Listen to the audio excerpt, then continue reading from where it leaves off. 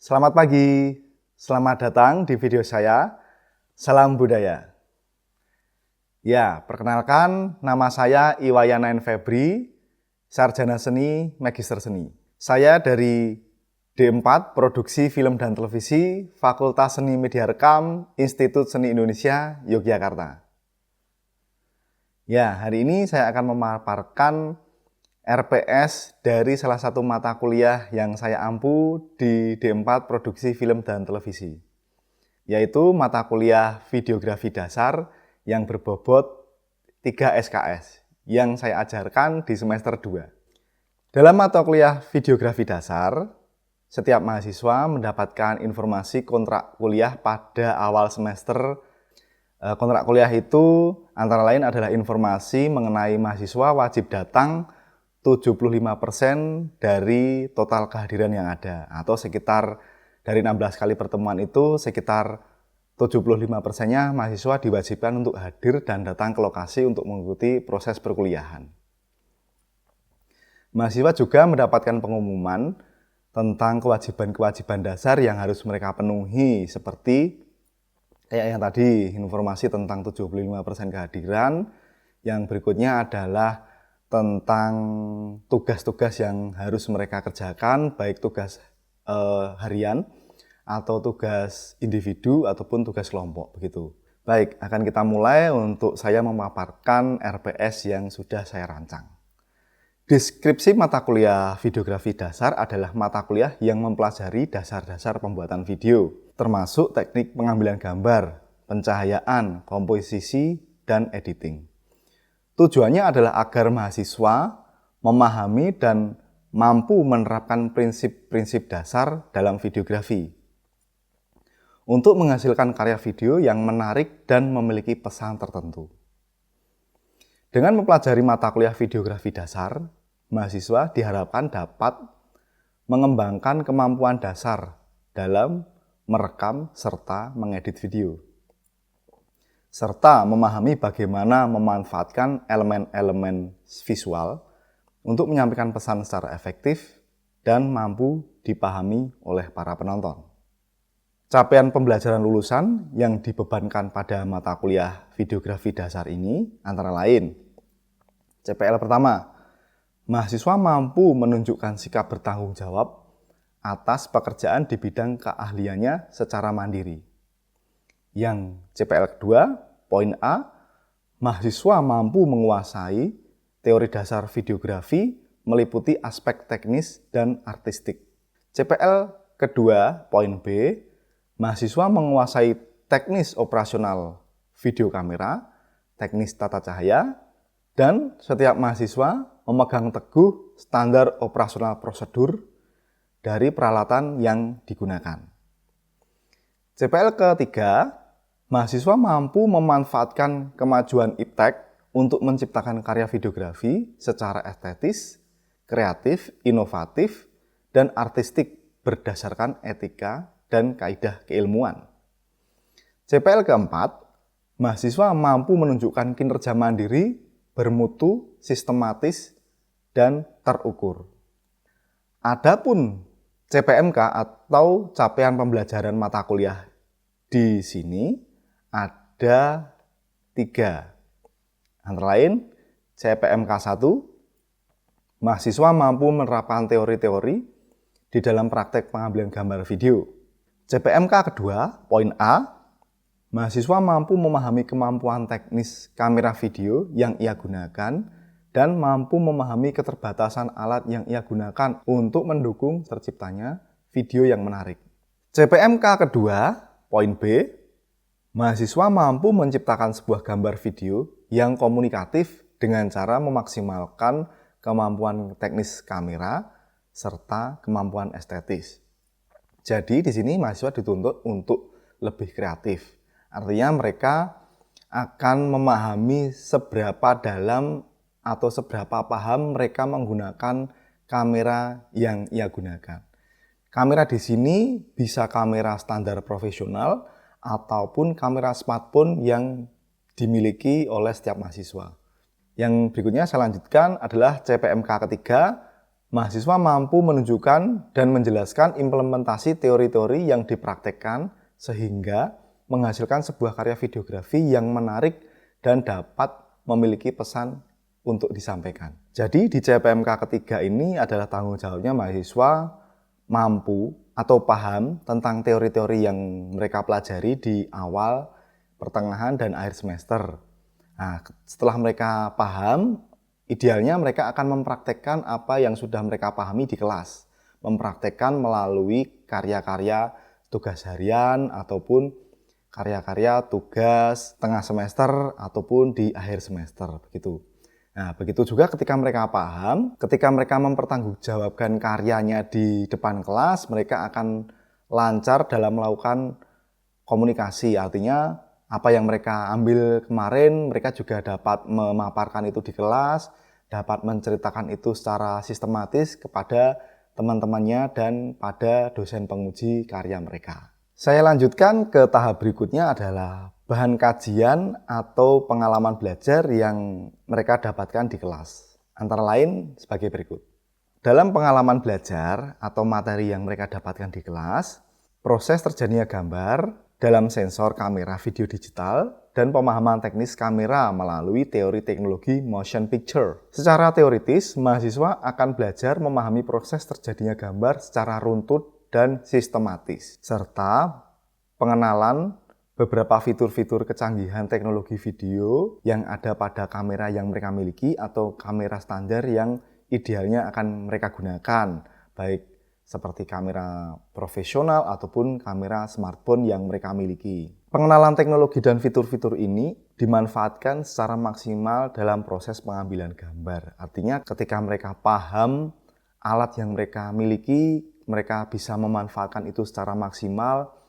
Nah, metode pembelajaran dalam materi ini kita akan menggunakan metode analisis dan metode pembelajarannya ceramah dan diskusi di kelas. Di materi ini akan memakan waktu sekitar 2 kali pertemuan atau kira-kira 200 menit. Ketika mereka paham, harapannya mereka juga bisa menceritakan itu kembali dalam tugas-tugas tertulisnya. Jadi ketika di awal semester, biasanya adik-adik mahasiswa akan mendapatkan tugas menulis semacam pemahaman teknis mereka tentang beberapa alat yang ingin mereka gunakan atau yang idealnya mereka gunakan seperti apa. Nah, mereka diwajibkan untuk menulis itu.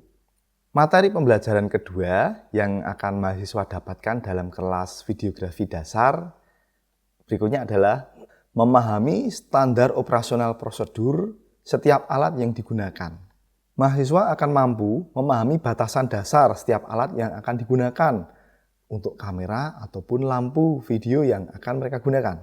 Mahasiswa diwajibkan untuk mampu menjaga keselamatan peralatan yang digunakan dan menjaga keselamatan diri sendiri, lingkungan kerja, di mana mereka akan berproses tugas nantinya atau membuat tugas itu. Jadi ketika mereka paham SOP yang diterapkan di alat itu, mereka diharapkan bisa menjaga alat yang digunakan, bisa menjaga diri sendiri ataupun menjaga lingkungan kerjanya gitu.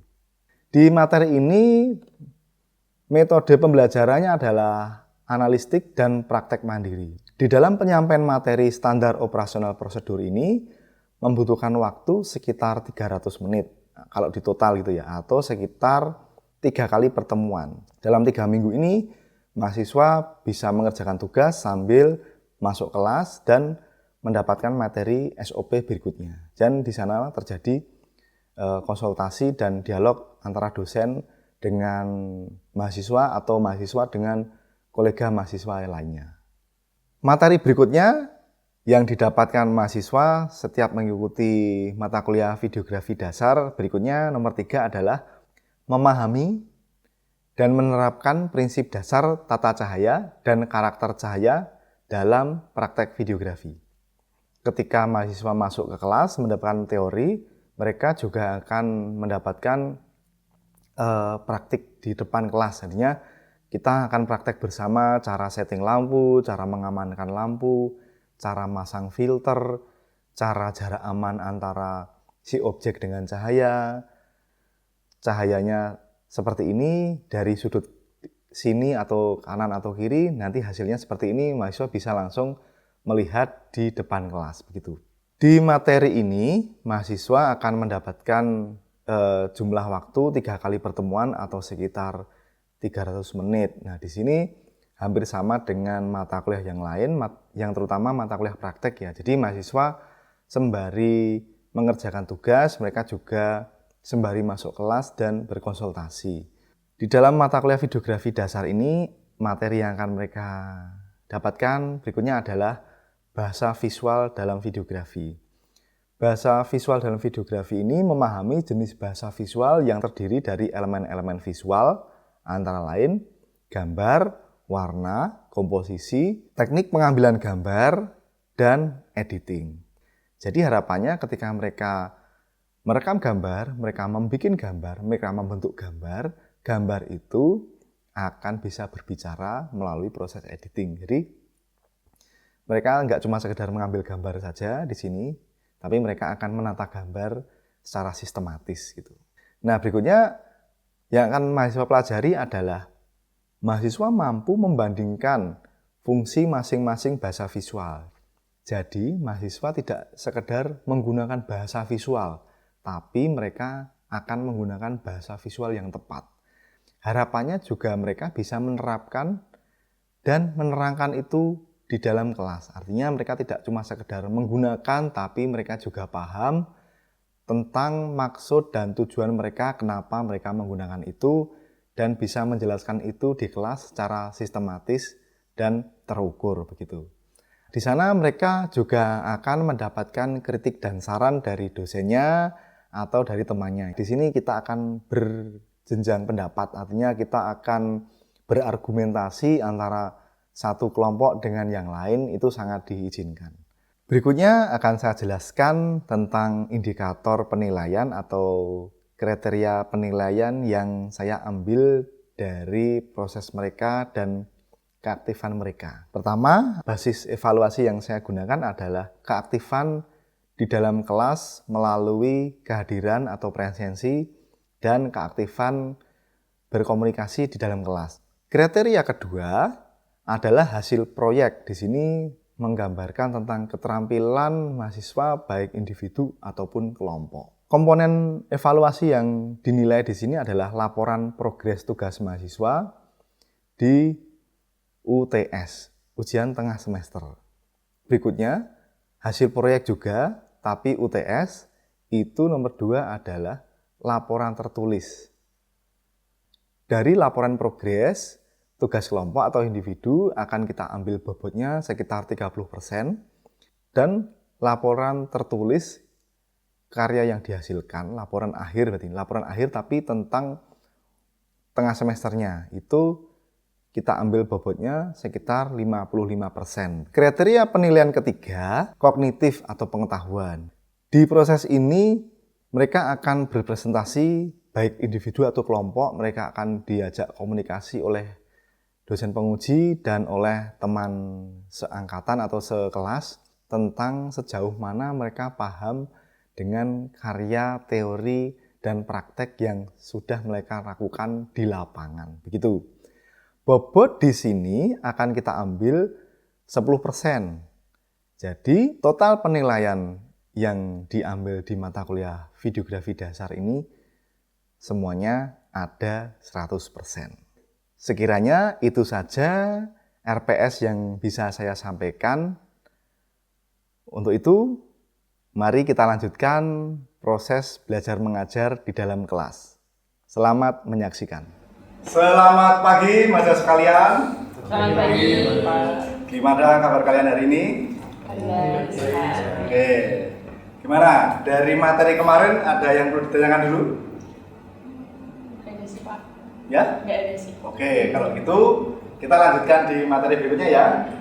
Oke, hari ini kita memasuki materi tentang prinsip dasar tata cahaya. Ya, ketika kita mempelajari tentang tata cahaya, kita akan mengetahui akan menggunakan 2 prinsip yang ada. Antara lain adalah available light atau naturalism, pengambilan gambar menggunakan cahaya yang tersedia di manapun tempat kalian syuting. Misalkan di kelas ini Tanpa ada tambahan lampu, tanpa ada tambahan lampu buatan, hanya ada cahaya yang tersedia. Dan berikutnya ada artificial light atau pictorialism. Itu ada penambahan sengaja ditambahkan di dalam proses pengambilan gambar agar gambar terlihat indah. Jadi prinsipnya ini ada cahaya tambahan. Perlu dipahami cahaya tambahan di sini bukan tambahan lampu yang ada ya. Misalkan kita mengambil gambar di kelas, terus di sana ada lampu yang natural ada di sana, kayak misalkan lampu penerangan di sini, atau misalkan kalau kita syuting di jalan ada penerangan jalan, bukan itu. Tapi benar-benar sesuatu yang tidak ada tapi ditambahkan. Makanya ketika kita misalkan syuting di sini ada tambahan lampu satu, misalkan lampu itu yang kekuatannya lebih dari cahaya matahari atau pengganti sebagai cahaya matahari, itu menjadi pictorialism. Jadi gambar itu dibikin seakan-akan lampu itu natural. Jadi penonton tidak kelihatan atau penonton tidak sadar ketika lampu itu ternyata adalah cahaya tambahan, begitu. Tapi ketika misalkan tidak perlu dikasih cahaya tambahan mas, tapi pakai lampu yang ada aja di lokasi, bisa tidak? Bisa. Cuma ketika kalian menggunakan konsep pictorialism, mau nggak mau harus ada lampu tambahan. Meskipun lampu tambahan itu ketika dilihat di visualnya tidak nampak atau penonton tidak sadar. Ada tambahan itu tidak sadar penonton. Ya, berikutnya kita akan belajar atau memahami tentang karakter cahaya yang biasanya digunakan dalam produksi audiovisual. Pertama, hard lighting. Pengertian adalah perbandingan intensitas cahaya yang keras dengan cahaya yang lemah cukup tinggi. Jadi perbedaan antara yang gelap dan yang terang cukup tinggi. Jadi menimbulkan shadow yang sangat terlihat jelas seperti ini. Dan berikutnya ada soft lighting, sumber cahaya yang jatuh ke permukaan subjek dibuat dengan perbandingan antara cahaya yang keras dan cahaya yang lemah cukup rendah. Artinya ketika hard lighting akan menimbulkan cahaya shadow setebal ini, antara gelap terangnya langsung terlihat jelas. Ketika soft lighting pada dasarnya akan menghilangkan shadow yang ada. Nah, bagaimana ketika kondisi di kelas ini misalkan? Kondisi di kelas ini menurut kalian ini hard lighting atau soft lighting? Soft lighting, oke. Kenapa soft lighting? Karena di sini ada beberapa tambahan lampu yang ada di ruangan ini. Misalkan contohnya kita gunakan hanya lampu sini saja. Ketika hanya sumber satu lampu, dia datang dari atas dan menuju ke bawah, otomatis secara wajah kita akan terlihat terang, yang di sini akan gelap. Nah, berhubung di sini sumber cahayanya banyak, jadi seakan-akan, ini masih seakan-akan ya, seakan-akan dia menimbulkan cahaya yang soft lighting. Misalkan kalau saya tepat di bawah sini misalkan, ini shadow tetap pasti ada, cuma shadow yang jatuh dari lampu ini akan dihilangkan oleh lampu di sebelah sana gitu. Ya, ketika teman-teman atau kita belajar tentang fungsi cahaya, ada beberapa fungsi cahaya yang biasanya akan kalian temui di dalam prakteknya sehari-hari. Antara lain ada fungsi dasar penerangan. Jadi apapun karya kalian, apapun bentuk visual kalian, ya jelas penerangan. Gitu. Jadi kita tidak mikir estetika, kita nggak mikir keindahan, waton padang. Kalau misalkan kita praktekkan di kehidupan sehari-hari, bikin karya yang dalam tanda kutip waton padang, menurut kalian salah nggak? Ya, kenapa salah? Nggak apa-apa. Karena seharusnya nggak cuma terang, tapi juga ada logika cahayanya gitu. Jadi menimbulkan dimensi di dalam gambarnya itu terasa. Oke, pendapatnya siapa deh? Ocha. Pendapatnya Ocha tidak salah. Tapi ketika saya berprinsip kamu bikin karya ya, tapi waton padang sih, ya tidak salah. Jadi pemahaman saya ketika kita belajar dalam tanda kutip cara bikin film, ketika menggunakan prinsip awal waton padang itu nggak salah. Balik lagi tergantung niat kita awalnya. Ketika kita berekspektasi lebih, ya itu jadi salah. Tapi ketika ya daripada kita nggak ngapa-ngapain, ya sudah bikin aja penerangan seadanya, nggak masalah. Yang penting kan satu, yang penting si objek ada sumber cahayanya, terus bisa dilihat sensor kamera, jadilah gambar. Hanya ada satu lampu terus waton padang, itu hukumnya nggak haram, tetap halal. Yang penting ada gambarnya, kecuali kalau black. Loh, ini gambarnya apa? Nggak ada mas, sayangnya nggak ada, nggak bisa gitu. Oke, berikutnya dimensi. Nah mungkin maksudnya Ocha tadi, Ocha berprinsip ini kalau bikin karya harus ada dimensi, harus ada pusat perhatian, harus ada dimensi pembentuk. Tidak salah, tidak masalah gitu. Artinya Ocha memilih untuk satu level di atas cuma sekedar menerangkan, tidak masalah. Oke, kalau kita ngomongin dimensi dapat diciptakan dengan membagi sisi gelap dan terang atas objek yang disinari sehingga membantu terbentuknya persepsi pada objek. Oke, contoh gambarnya seperti ini. Di belakang ada sumber cahaya, terus dia disorot lampu dari belakang. Kita akan mengetahui dimensi si ruangan ini. Jadi ruangan itu jadi terlihat, oh ternyata dia ruangan yang cukup lebar. Terus tekstur bentuk tubuh si objek juga terlihat. Bentuk tubuhnya ngapain ini? Ya, main sepeda, benar. Oke, artinya ini satu lampu aja, satu lampu dari background dia menyinari langsung menuju ke objek, menimbulkan dimensi. Artinya kita bisa memperkirakan jarak si objek dengan background cara itu relatif sangat jauh gitu ya. Perkiraannya jauh. Oke. Kita kembali lagi ke yang pusat perhatian atau point of interest. Objek yang diberikan penerangan biasanya untuk memancing perhatian mata para penonton. Oke, hampir sama sih. Ketika kita ngomongin contoh ini, artinya ketika di sini, ya otomatis kita matanya akan tertuju di sini. Atau contohnya di foto prewedding yang ini. Di sini ada adegan prewedding, terus ada dua sumber cahaya yang disorotkan ke lampu ini dan di para mempelai. Sudah, fokus kita pasti akan ke dua objek ini karena yang terang yang itu. Begitu pula yang ini, ketika di sini ada sumber cahaya yang datang dari samping, di sini ada manusia yang berjalan, ya udah fokus kita akan menuju ke garis ini. Begitu juga ini. Oke. Begitu juga yang ini otomatis ya.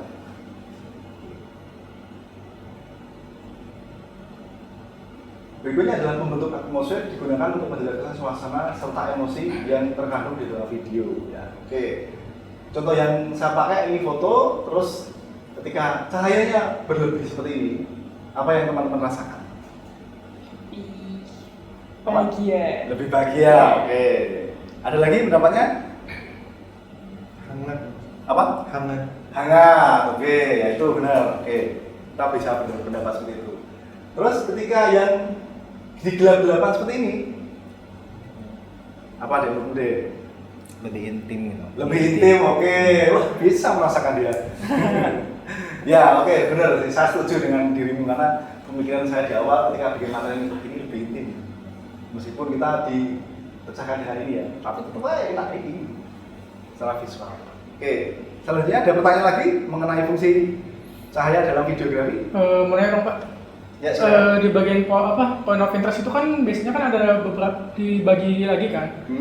Itu kan biasanya kan kayak misalkan ada fungsi point of interest cahaya di kayak konten fiksi sama dokumenter, itu bedanya apa?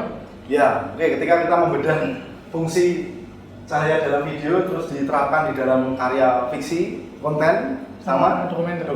Oke, kalau kita ngomongin tentang fiksi, benar-benar karya di fiksi itu benar-benar akan dipikirkan jauh-jauh hari sebelum proses produksi. Oke, begitu juga dengan konten. Cuma sepemahaman saya ketika kita ngomongin kontennya itu mau seberapa menantang atau seberapa pentingkah cahaya di sana gitu. Kalau fiksi oke lah, mau nggak mau fiksi itu yang namanya cahaya benar-benar jadi salah satu fokus konsentrasi si sutradara dalam menyampaikan pesan. Kalau konten, misalkan konten apa? Anggaplah misalkan kayak konten yang kayak ada berbau sportnya gitu. Ada apa? Ada kayak sportnya kayak olahraga gitu. Oh gitu, kayak misalkan olahraga misalkan. Konten olahraga yang itu dia di dalam ruangan gitu ya misalkan ya. Ya, di dalam ruangan misalkan. Nah, lampu di sini bagi dia apakah bisa memperindah gambar atau tidak?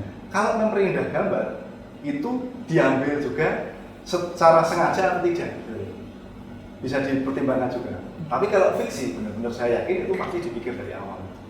Kalau dokumenternya itu dalam proses apa dulu? Dalam proses wawancara kah?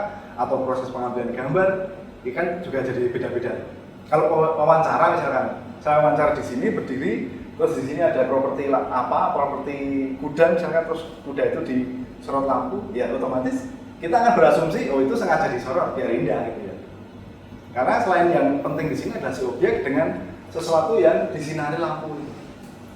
Ya, tidak masalah, artinya semua bisa kita jadikan pusat perhatian tergantung fungsinya. Makanya kalau kita dari tiga itu, dari film fiksi, konten sama dokumenter itu kalau menggunakan pusat perhatian paling rigid yang mana? Ya saya pikir tetap film fiksi. Karena adegan pun itu disusun. Ketika dokumenter, adegannya ada yang natural, maksudnya para sinias pengambil gambar itu mereka tidak akan sempat mengambil macam-macam kecuali wawancara dengan kondisi yang relatif bisa dipertimbangkan atau tidak terlalu lama, ya bisa disusun dulu gambarnya. Proses wawancara karena gitu ya. Gitu. Ada pertanyaan lagi? Oke, kawan-kawan. Kalau tidak ada pertanyaan lagi, sekiranya materi tata cahaya kita cukupkan sekian dulu. Jangan lupa teman-teman selalu belajar mandiri melalui Google Classroom yang sudah saya siapkan. Terus nanti ketika ada pertanyaan, silakan teman-teman bisa komunikasi via WhatsApp gitu ya. Karena HP saya canggih, bisa di WA 24 jam. Oke, selamat siang dan terima kasih. Sampai ketemu di minggu depan. Selamat siang.